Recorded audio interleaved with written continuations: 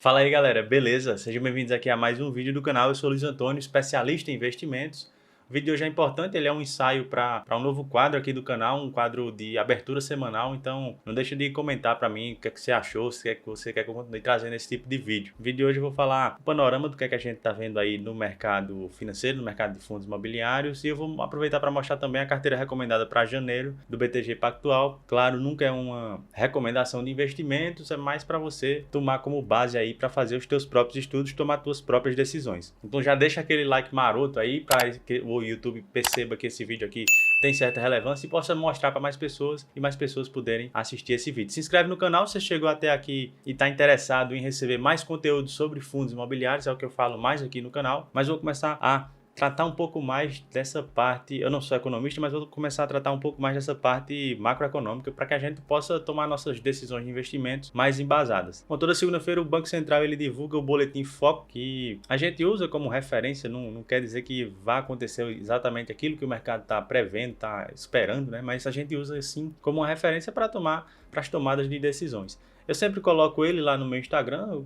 Recomendo que você me siga por lá também, se você quiser uma informação mais instantânea, né? Mas vamos lá. Via de regra, isso aí a gente tem mais de uns 6 meses. A expectativa de inflação vem sempre crescendo e a expectativa do PIB vem sempre diminuindo. Isso ao longo de 2021 foi bucha, sempre aconteceu, eu sempre cansei de comentar sobre isso lá no Instagram, mas nesse segundo Boletim Focus de 2022, né, desse ano, foi que aconteceu. A expectativa de inflação é completamente diferente, né? Ele está lá na casa dos 5%, que estaria em linha lá com o teto da meta do cupom, né, do Banco Central, só que isso não vai acontecer. Eu tenho quase certeza que isso não vai acontecer. É complicado prever, mas eu acredito sim que a inflação vai bater isso. Se a gente pegar a inflação implícita no Tesouro Direto, ela já está maior do que isso, já está lá na casa dos seus 5,6%, e aí já vem crescendo, né? Já deu, apesar de uma certa queda, mas hoje o mercado está prevendo aí para o final de 2022 uma inflação de 5,09%. Me segue lá no Instagram, você vai comprovar que nas próximas semanas essa expectativa de inflação vai voltar a crescer. A gente teve um reajuste no salário mínimo, vou falar mais na frente com mais detalhes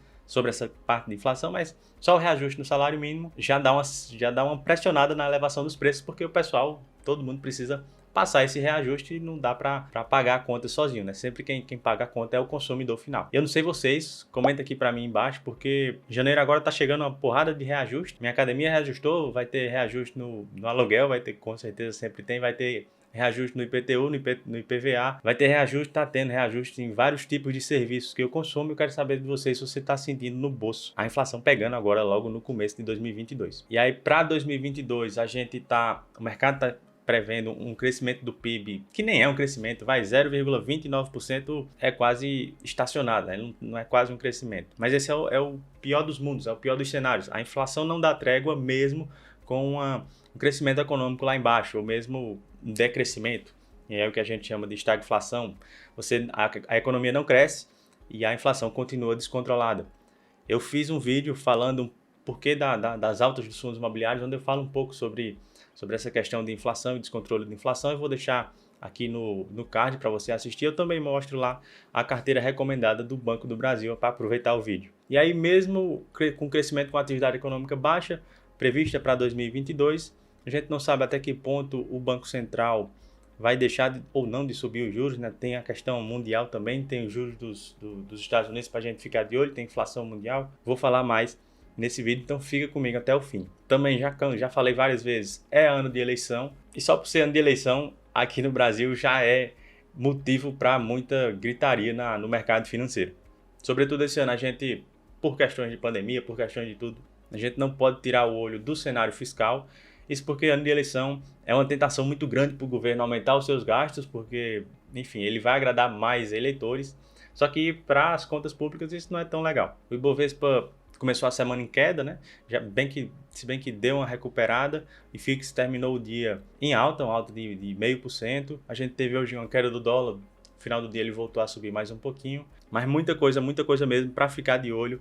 Isso durante todo o ano de 2022, se você quiser, de fato, passar a investir melhor, passar a investir com mais consciência. E aí anota, aproveita que eu vou falar aqui, você anota. Cenário fiscal do Brasil, o que é cenário fiscal? É gasto e receita do governo. Então, imposto é fiscal, o que é que o governo vai gastar é cenário fiscal.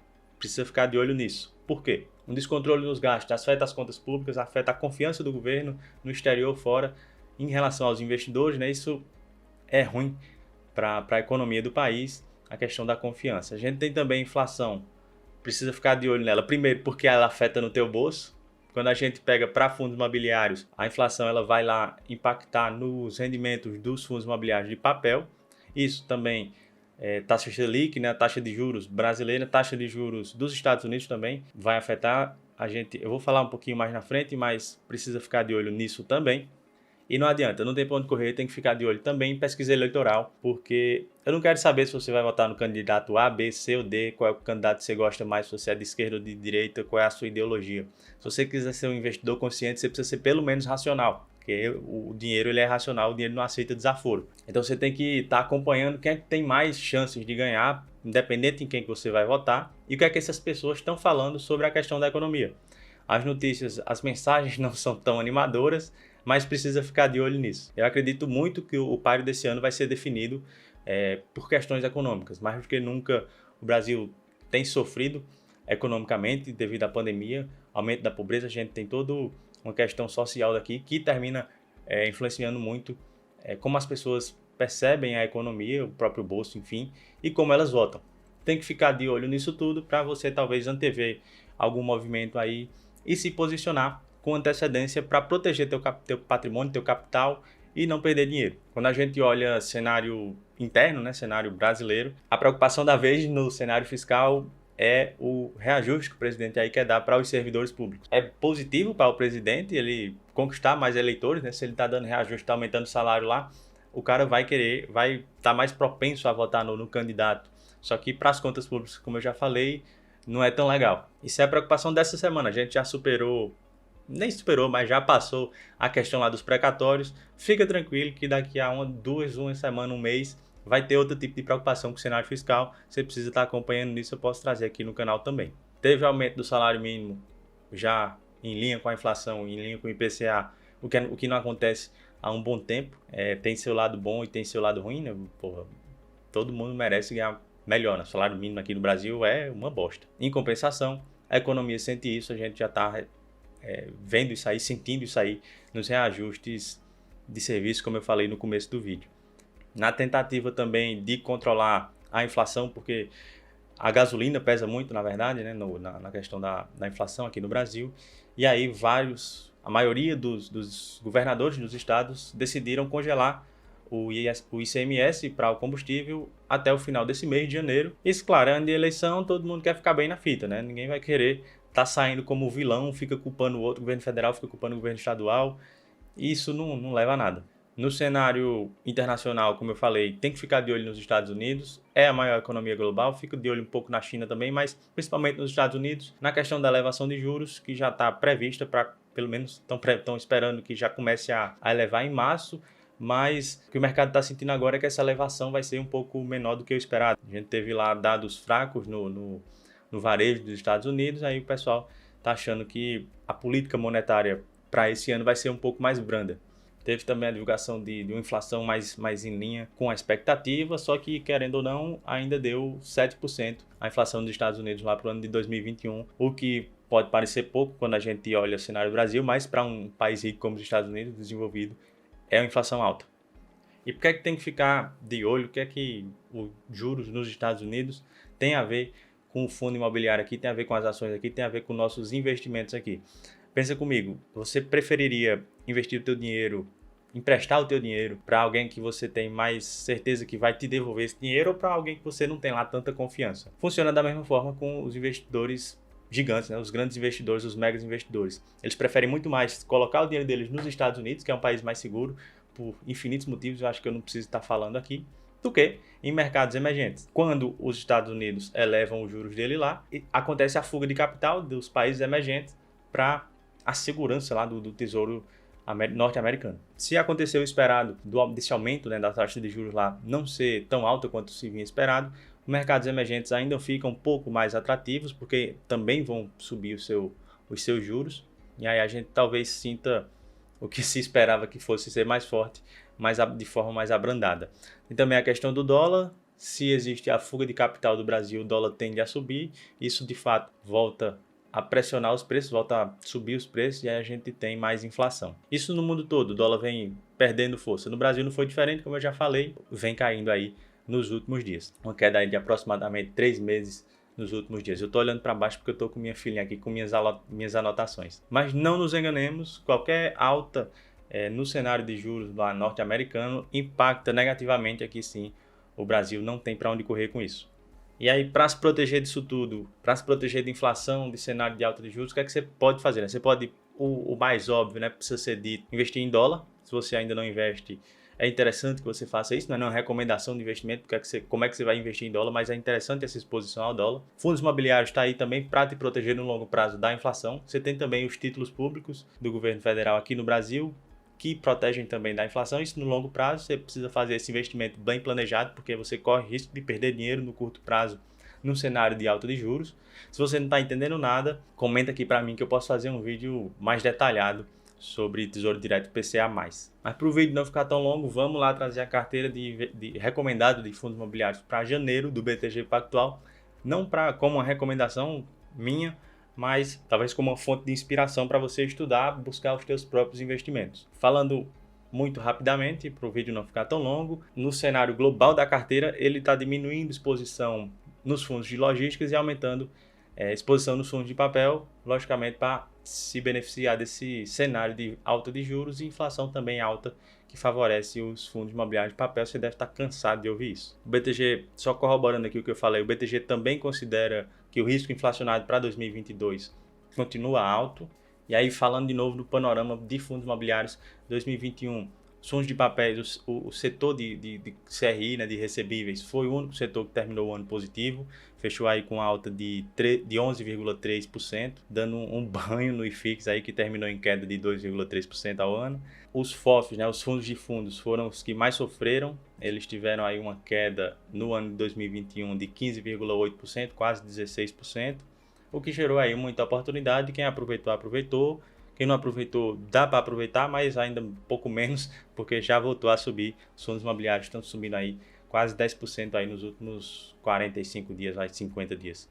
E aí o BTG coloca como causas desse pior desempenho dos fundos de fundos.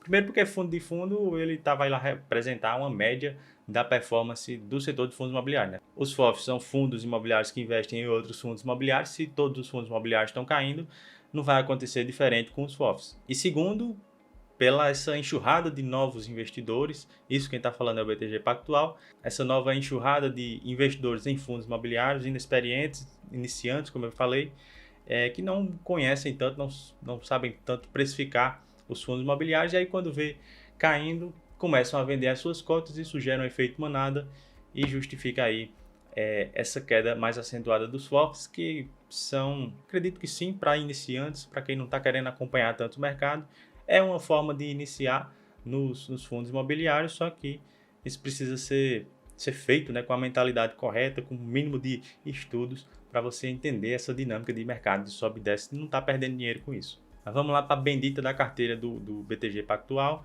Ele adicionou 2 fundos nessa carteira, né? O FEXC e o CPTS, 2 fundos de CRIs, e diminuiu posição no BTCR, é um fundo de CRI também do BTG, mas diminuiu posição nele, diminuiu posição no fundo da Bresco, no BRCO, e também no HGLG, outro fundo de logística. Fica então composta a carteira do BTG Pactual por 14 fundos, sendo de ordem decrescente, né, de posição, de participação nessa carteira, o RBRR com 12,5%, BTCR com 10%, KNCR KNE 17,5%, seria a maior posição, também um fundo de recebíveis, FEXC 5%, entrou na carteira agora também recebíveis, Capitania Securities CPTS com 6%, XPLG, VILG e HSLG formam aí 17,5% da carteira, Bresco mais 2,5%, BRCO, RBRP 6%,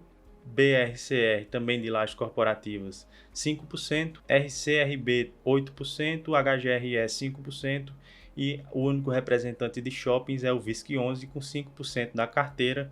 A gente tem aí um dividend yield anualizado dessa carteira de 10%, o que não está desinteressante, uma média de PVP de aproximadamente 0,9, ou seja, uma carteira ainda está descontada, isso, claro, de forma global. E é muito importante também que, se você quiser que eu fale aqui mais de um fundo imobiliário, mais especificamente, né, mais aprofundadamente, pode ser essa carteira, pode ser qualquer um outro que você queira, deixa para mim aí nos comentários que eu vou fazer um vídeo sobre ele. Não deixa de curtir esse vídeo, se você ficou até aqui e foi relevante para você, ajuda a passar essa mensagem para mais pessoas, é assim que o YouTube entende que ele deve recomendar esse vídeo. Se inscreve no canal também se você ficou até aqui e gostou. A gente se vê lá, eu espero te ver lá no próximo vídeo.